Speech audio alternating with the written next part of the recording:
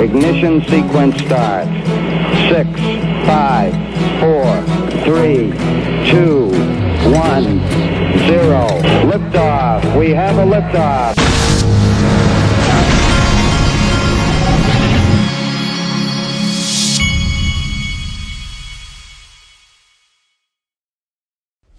Hey everybody, this is the Digital Asset Investor, and things are heating up from a lot of different angles for Ripple and XRP and crypto in general. This is from Ron Hammond, who is a lobbyist up there in DC. This week in Congress and crypto, while much of the attention is on the executive order rumors, one important element to keep on is the IRS and the impending guidance on the crypto reporting provisions in the infrastructure bill. Here's the latest for those who may not be familiar. Rumors are circulating. I don't think I covered this before. Rumors are circulating. The guidance from the IRS will be coming soon, which in DC time can change a few days to several weeks. However, it seems this is close. Given our conversations with staff, the guidance is supposed to be preliminary with formal rulemaking coming later. Members of Congress from both sides have weighed in since the bill was signed. He talks about how Patrick McHenry, who's one of the good guys, is involved. In fairness, though, the exact details of the IRS interpretation haven't been made public, and there will still be a formal rulemaking process. But these processes aren't fleshed out as legislation from Congress, which makes the Keep Innovation in America Act so important. Now, this video came out from Yahoo Finance today. Now, this is interesting. Listen to this. If I can get it to play. Do I have a volume here? Is attempting to find support. It's in the green today. That's after falling to 33,000 to start off the week. And the broader crypto market, even amid some of these broader declines, they may alter the White House's plans for regulation. Here with more, we've got Yahoo Finance's own Jen Schonberger. Jen, what can you tell us about this? Yeah, hey there, Brad. Bitcoin and the overall cryptocurrency complex rebounding this morning off the lowest levels since last summer, just as the Biden administration is prepared to release a brand new government-wide strategy to regulate cryptocurrencies. A Biden administration official tells me they will release a National Security Council memorandum as soon as early February that will task federal agencies with assessing the risks and opportunities that crypto poses. It will delve into the details of a central bank digital currency, the impact of digital assets on financial stability, and normalizing regulations for crypto with other countries. Now that one caught my eye because that's one thing Brad Garlinghouse has been complaining about all along, is that all these other countries, no other countries have classified XRP as a security, and that they're all get in line, and Ripple's working around the globe with all these different governments and all this, but the U.S. is the one behind. This gives me a little hope for this being a positive development, and I'd go this far: if the Biden administration cares at all about re-election, and if the people behind them care at all about re-election, this better be a positive thing for crypto. That's all I got to say. The action, first reported by Bloomberg News, comes as agencies across the government examine new rules for crypto. Last fall, the Biden administration released recommendations proposing that only banks be allowed to issue stablecoins. Jared Seaberg, an analyst at Cowen, called the administration's expected actions, quote, symbolically significant, as the White House would be acknowledging that crypto was becoming economically important and is here to stay. And while crypto may be rebounding today, investors might want to put on their seatbelt. Matthew Howe, the CIO at Bitwise Asset Management, says that the market is pricing in a very bearish executive order. He says this is contributing to volatility in the crypto markets, and that volatility will be the name of the game between now and when that order. I hope for these politicians' sake that it's not bearish for crypto, because they will all get voted out.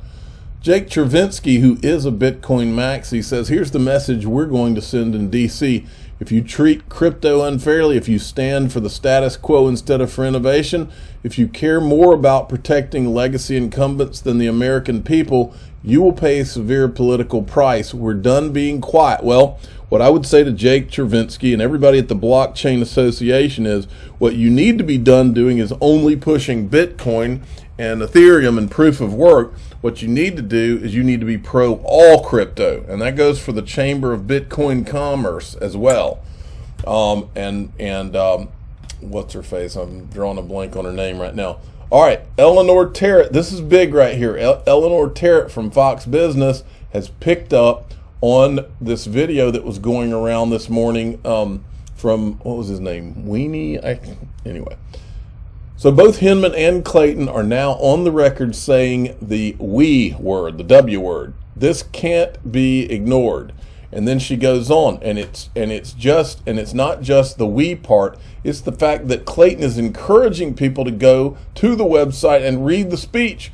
Why do that if it's just one man's opinion? Here it is again. Bill Hinman recently outlined the approach we take to evaluate whether a digital asset is a security, and I encourage you to take a look at Bill's speech, which is available on our website. So folks, what we really it's just been the XRP, whatever you want to call it, community army group of people, whatever, what we've been kicking and screaming and thrashing around about for really almost a year. First, we got the attention of Charles Gasparino, and then that's when the snowball effect really started to happen. Once that happened, that now we're at a point where all the Bitcoin people are paying attention. Now we're at a point where Jack Dorsey and Elon Musk know what has been done here.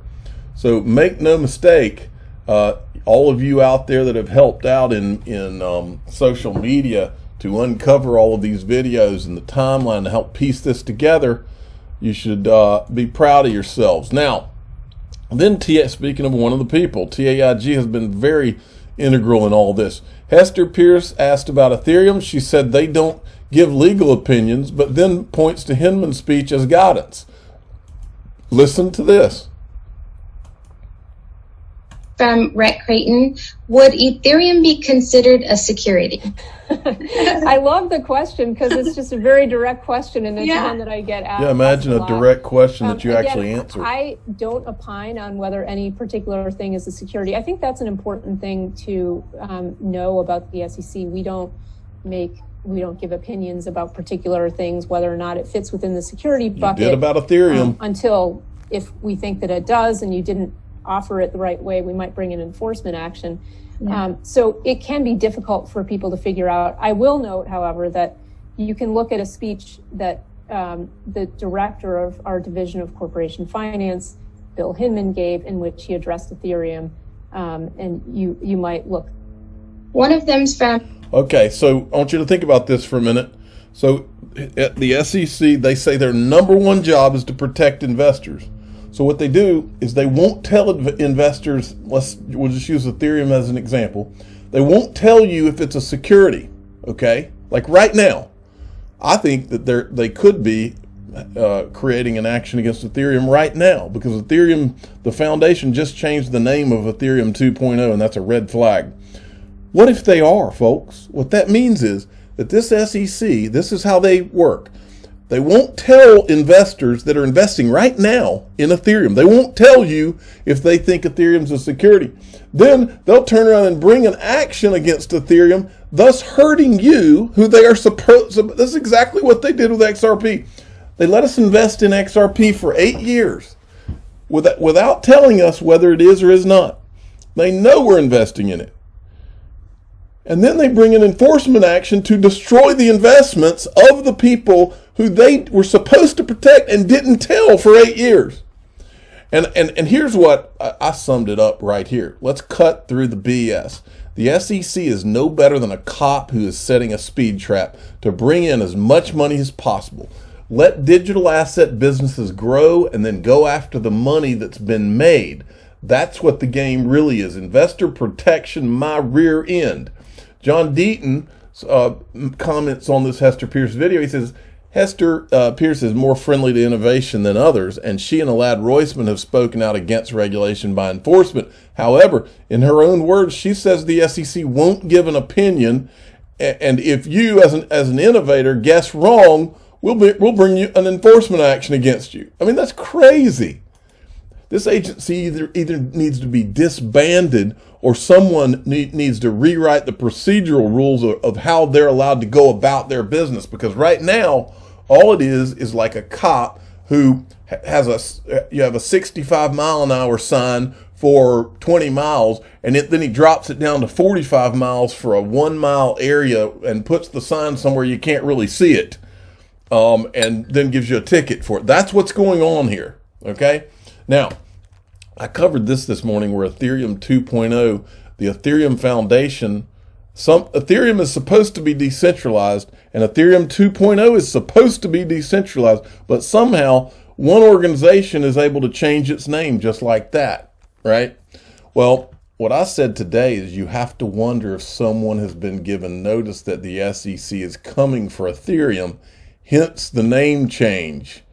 In other words, they don't want Ethereum, when Ethereum, let's say they sue Ethereum proof of work for the SEC to try to save face in this whole thing. Well, they don't want it to be called Ethereum 2.0. Let's just call it consensus layer. And that way, that's a separate thing. This is the kind of shady stuff I can see happening in this whole saga. As SEC goes after them once they get Ethereum 2.0 out, now known as consensus layer, but they only go after what happened with Ethereum. And remember, the storyline is that there was only $18 million that was raised. So they can go after them for the $18 million and act like, oh, okay, well, see, we did our job. No. There's way too much more there. There's way too much more that is going on here. Now, 2-bit idiot is Ryan Selkis. He has blocked me because I think I told him the truth. He didn't like it. But I was told that what his tweet says is he was talking about the video of Jay Clayton that we just showed, where Jay Clayton is literally saying, go look at Bill Hinman's speech. We did this. And I was told that Ryan Selkis says this case is over when he saw that. John Deaton says, what exculpatory or damning evidence exists within the 63 emails containing the giraffe speech? The SEC intends to argue, contrary to its repeated assertions and sworn statements, that Director Bill Hinman's June 2018 speech represented only his personal views. The SEC now wants to argue the emails and other documents were an essential link in the SEC's deliberative process with respect to Ether and other digital assets. They fought hard to have it declared a personal opinion. Now they fight hard not to turn over the evidence. It's unbelievable what they're doing. I wanted to show you this because this caught my attention. This is from Digital Perspectives. It's from a Big Skinny tweet. This is Big Skinny, and he just happens to be the official smart aleck of the Digital Asset Investor channel. He's showing a graphic that he grabbed of the XRP. This is from XRP, xrpcharts.ripple.com. Look at this. It says total XRP trade volume, all exchanges, 88 billion. Okay?